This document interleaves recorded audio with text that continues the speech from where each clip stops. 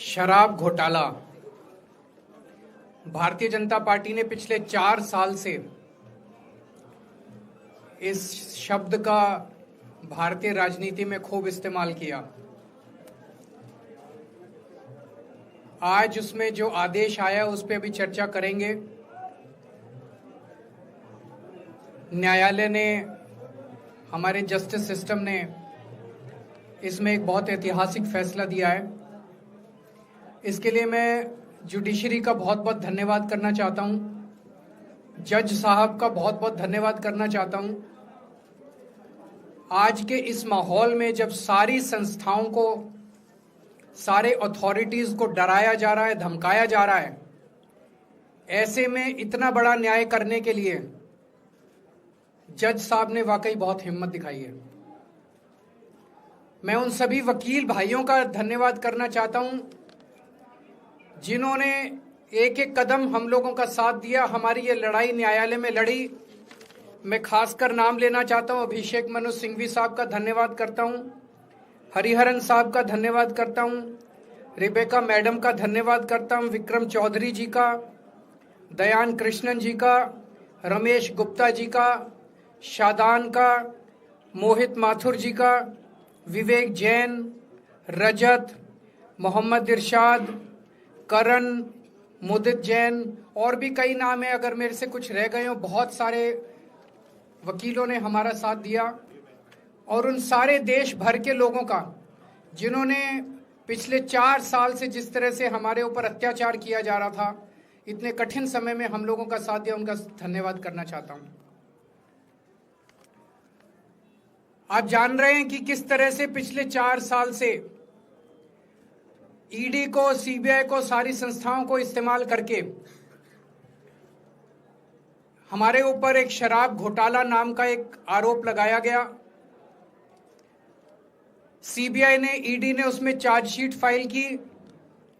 आज कोर्ट को prima facie ये निर्णय लेना था कि क्या सबूत और गवाहों के बयानों के आधार पे सफिशिएंट मटेरियल है कि इसमें मुकदमा चलाया जाए। अभी मुकदमा चला नहीं था। कोर्ट को यह निर्णय लेना था कि क्या मुकदमा चलाने लायक सफिशिएंट मटेरियल है, और कोर्ट ने लगभग 600 पेज के आदेश में सारे सबूतों और सारे गवाहों को मद्देनजर रखते हुए यह कहा है कि इतना भी सबूत नहीं है, इतने भी गवाहों के बयान नहीं है, एक निक्का सा भी सबूत नहीं है कि इसमें मुकदमा तक चलाया जा सके।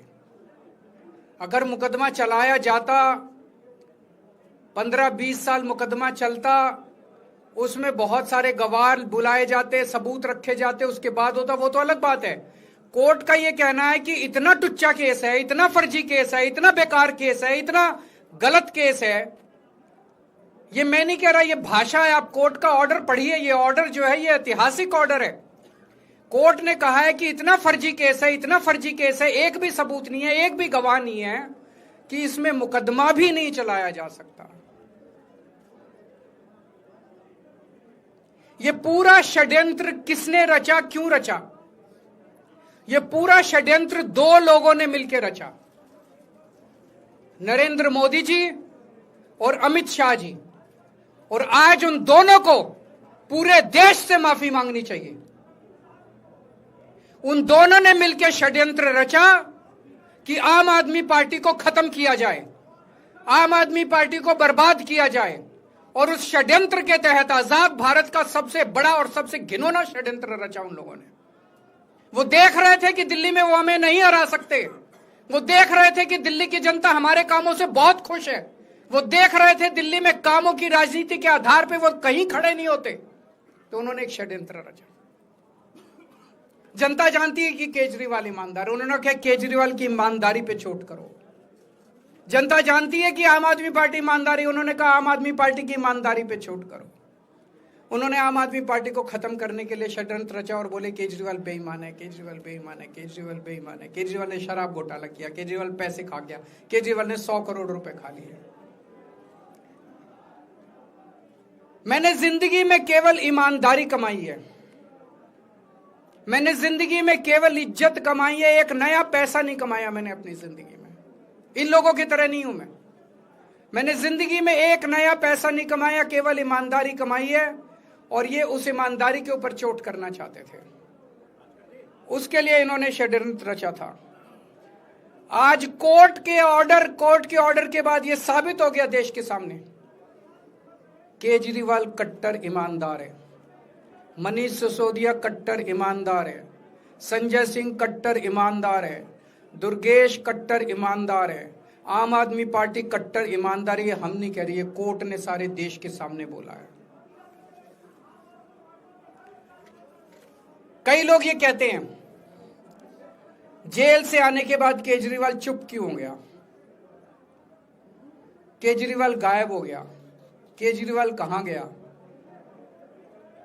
मैं कोई नेता नहीं हूं, मैं कोई पॉलिटिशियन नहीं हूं।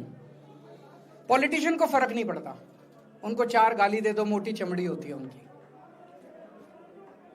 मैंने जिंदगी में केवल ईमानदारी कमाई है। मेरे को जब कोई बेईमान बोलता है मुझे फर्क पड़ता है। मेरे को जब जेल भेजा जाता है, मेरे परिवार के ऊपर ताने मारे जाते हैं, मेरे को फर्क पड़ता है। केजरीवाल को फर्क पड़ता है। इसलिए मैंने तय किया था कि जब सारे देश के सामने मैं निर्दोष साबित हो जाऊंगा तब तक मैं चुप रहूंगा। आज मेरे दिल से बहुत बड़ा बोझ उतर गया। मैं मोदी जी को कहना चाहता हूं, मोदी जी, आपने हमारे ऊपर इतने केस कर लिए, आपने ईडी छोड़ दी, आपने सीबीआई छोड़ दी, आपने पुलिस छोड़ दी, आपने इनकम टैक्स छोड़ दिया हमारे पीछे, आपने जेल भेज दिया हमारे 5 सबसे बड़े नेताओं को। आम आदमी पर एक समय ऐसा था जब आम आदमी पार्टी के सबसे टॉप के 5 नेता जेल में थे एक साथ। उसके बाद भी केजरीवाल का कुछ नहीं बिगाड़ सके। अब तो एक ही तरीका बचा है मोदी जी केजरीवाल से निपटने का, केजरीवाल का कत्ल करवाना पड़ेगा, केजरीवाल की हत्या करवानी पड़ेगी। उसके अलावा अब केजरीवाल आपसे संभलने वाला नहीं है। अब आपके बस का नहीं है केजरीवाल, आपने सब कुछ करके देख लिया, अब केजरीवाल का कत्ल ही करवाना पड़ेगा। और एक तरीका है, मैं पहले भी बोल चुका, लेकिन वो मोदी जी के बस का नहीं है। मैंने 500 स्कूल बनवाए दिल्ली में, आप 5000 स्कूल बनाओ। मैंने दिल्ली की सड़कें अच्छी करी, आप पूरे देश की सड़कें ठीक कर दो, देखो केजरीवाल को कोई पूछेगा ही नहीं। केजरीवाल ने 200 मोहल्ला क्लिनिक बनाए, आप 20,000 मोहल्ला क्लिनिक बनाओ। आप तो देश के प्रधानमंत्री हो, अरे अच्छे काम करो ना। वो नहीं होता मोदी जी से, वो मोदी जी से नहीं होता। मैं उनको कहना चाहता हूं, प्रधानमंत्री जी, केवल सत्ता की जो प्रधानमंत्री मोदी जी की और अमित शाह जी की सत्ता की हवस है, ये उसका नतीजा है जो ये षड्यंत्र रचा गया। और इस षड्यंत्र का मैं बहुत छोटा हूं, हमारे परिवार ने बहुत भुगत भोगी है। मैं जेल गया, मेरी मां बीमार रहती है बहुत ज्यादा, उसको अस्पताल में एडमिट कराना पड़ा, बहुत रोई मेरी मां, बहुत रोई। इनकी पत्नी मनीष सिसोदिया जी की पत्नी, उनको मल्टीपल स्क्लेरोसिस डिजीज है, सब लोग जानते हैं। जब सुप्रीम कोर्ट में केस चल रहा था, संजीव खन्ना जी ने कहा कि बहुत गंदी बीमारी है, उनके नीचे का पूरा पोर्शन काम नहीं करता और धीरे धीरे बीमारी बढ़ती जा रही है। हमारे परिवार ने बहुत भुगता है, लेकिन वो इंपॉर्टेंट नहीं है, हम इंपॉर्टेंट नहीं है, हमारा परिवार भी इंपॉर्टेंट नहीं है। लेकिन मोदी जी और अमित शाह जी के षड्यंत्र का खामियाजा जो दिल्ली भुगत रही है, दिल्ली के 3 करोड़ लोग भुगत रहे हैं, उसकी भरपाई कौन करेगा। आज दिल्ली में कहीं चले जाओ, सारी सड़कें टूटी पड़ी हैं, अस्पतालों में दवाइयां मिलनी बंद हो गई हैं, मोहल्ला क्लिनिक बंद किए जा रहे हैं, स्कूलों का बुरा हाल हो रहा है। पूरे दिल्ली में पोल्यूशन इतना ज्यादा कभी दिल्ली की जनता ने नहीं देखा था।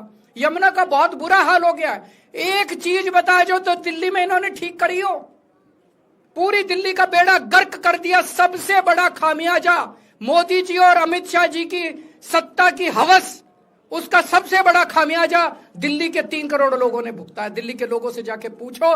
आज मैं चैलेंज करता हूं मोदी जी को, मोदी जी हिम्मत है दिल्ली में दोबारा चुनाव करा के दिखा दो, 10 से ज्यादा तुम्हारी सीट आ जाए, मैं राजनीति छोड़ दूंगा। तुम्हारी 10 से ज्यादा सीट आ जाए, मैं राजनीति छोड़ दूंगा। दिल्ली की जनता त्रस्त हो चुकी है तुम लोगों से।